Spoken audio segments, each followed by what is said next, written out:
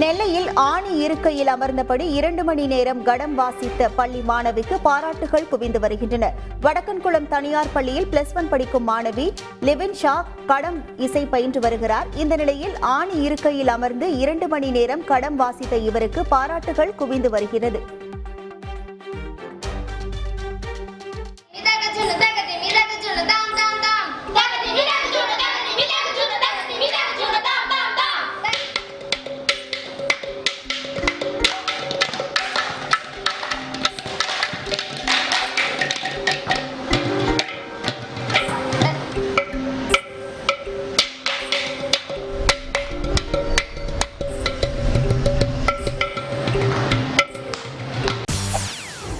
செய்திகளை உடனுக்குடன் தெரிந்து கொள்ள உடனே சப்ஸ்கிரைப் பண்ணுங்க.